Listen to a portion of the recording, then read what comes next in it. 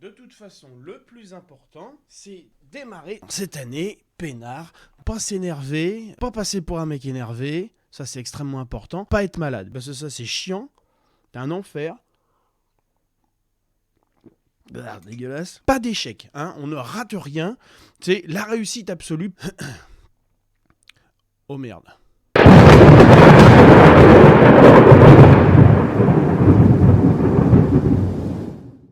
Salut à toutes, salut à tous et bienvenue sur la chaîne. Je m'appelle Le Prévost et on va parler de combat, on va parler des origines du Béour, des AMHE, etc. D'où ça vient, toutes ces disciplines-là. Donc les AMHE, c'est de l'escrime ancienne, on va dire, en gros, essayer de refaire du combat comme on pouvait le faire avant. Le Béour, c'est du combat médiéval sportif en armure. On redéfinira toutes ces choses-là au fur et à mesure de l'existence de la chaîne.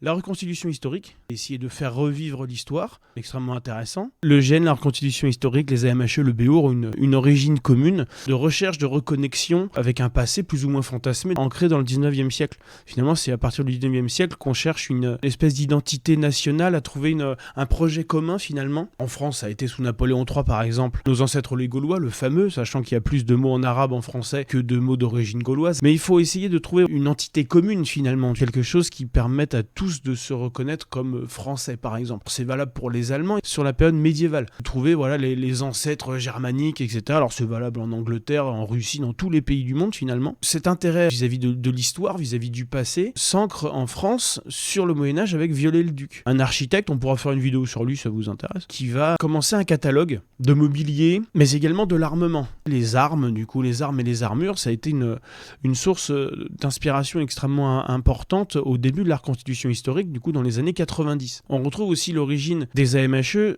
dans le capitaine Hutton, qui a cherché à comprendre comment on utilisait les armes dans les temps anciens. Tout au long du XXe siècle, on a cette recherche, notamment chez les Nachos, des Allemands qui ont terminé en Amérique du Sud. Je vous passe les détails. Toute cette mythologie, toute cette mystique autour de l'ancêtre magnifique, extraordinaire. C'est un mouvement qui s'est développé aussi avec la fantasy.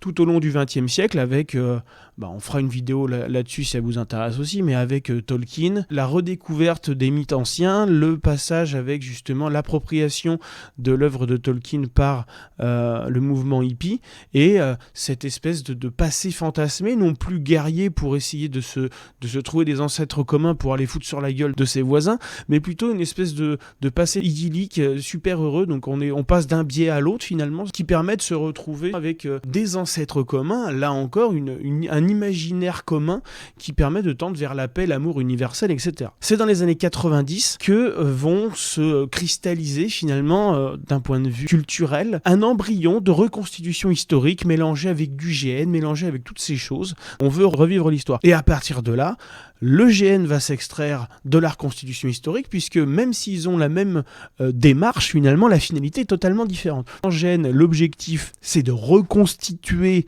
de retrouver une cohérence dans les mythologies qu'on explore, que ce soit de la reconstitution Tolkien par exemple, ça reste une forme de grandeur nature, c'est un peu entre les deux puisqu'on va reconstituer un imaginaire fantasmé. Après, est-ce que la reconstitution historique est juste... C'est un grand débat, on l'aura plus tard dans une autre vidéo, vous en faites pas. Jouer ce rôle-là dans un univers spécifique. Et donc là, ça rejoint aussi un petit peu le théâtre, ça rejoint ce genre de choses. Donc le GN d'un côté. La reconstitution historique de l'autre, on essaie d'être proche de l'histoire. Le costume, les armes, toutes ces choses, tout ce qui fait finalement les référents d'une période spécifique. Donc, reconstitution ou évocation médiévale. La finesse entre les deux, on la verra un petit peu plus tard, mais effectivement, c'est dans la démarche principalement. À partir de ce mouvement culturel, va émerger, d'un point de vue sportif, les AMHE, essayer de retrouver à partir d'un manuscrit, d'une source textuelle, comme on peut le faire en reconstitution historique. On parle soit de recherche archéo, soit de recherche historique, soit d'enluminure, ce genre de choses pour reconstituer un costume. Dans les AMHE, on va partir de sources textuelles, traités d'armes, etc., pour essayer de retrouver une forme d'opposition ancienne. Mais la reconstitution historique, c'est aussi l'appropriation par le tout venant, finalement, de ce que peut être l'histoire. Et dans ce cadre-là, certains sont restés du côté recherche, manuscrit, etc., et d'autres sont partis du côté sportif. Le fait d'avoir un geste sourcé n'est pas forcément forcément la démarche qui était recherchée par ce mouvement-là.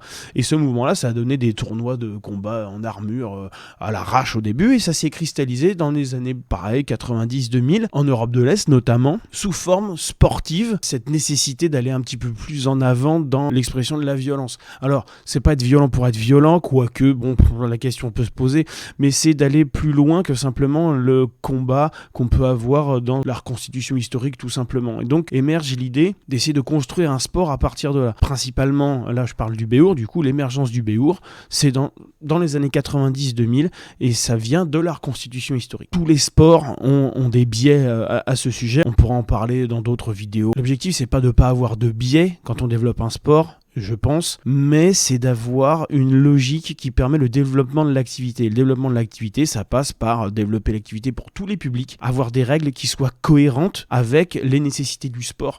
On s'en fout que ça corresponde à une logique historique, on n'en a rien à secouer. L'important, c'est que ce soit cohérent dans l'aspect pratique, dans la pratique dans son ensemble. Bien sûr, chaque sujet évoqué dans cette vidéo fera l'objet d'un développement ultérieur dans une autre vidéo, histoire de pouvoir décortiquer tous ces éléments-là et de bien comprendre la mécanique sous-jacente à tous ces mouvements culturels et sportifs. Je vous mettrai des sources en description, mais comme toute recherche, elle est forcément biaisée, ce qui est tout à fait normal, il n'y a pas de problème avec ça. Je vais essayer de sourcer au maximum ce que je raconte, mais partez du principe que c'est mon point de vue. Ne soyez pas d'accord avec mon point de vue, donnez le vôtre en commentaire, ne vous abonnez pas à cette chaîne, ne likez pas cette vidéo, ne la partagez surtout pas. Et il est temps de conclure. Premier mercredi de chaque mois, à midi, une vidéo qui sort. Enfin, je vais essayer de m'y tenir, on n'est jamais à l'abri d'un échec, surtout ici. Je vous dis au mois prochain, il y aura des surprises et en complément des vidéos en live tous les mercredis soirs sur Twitch, Kick et Facebook à 21h pour parler de combat, pour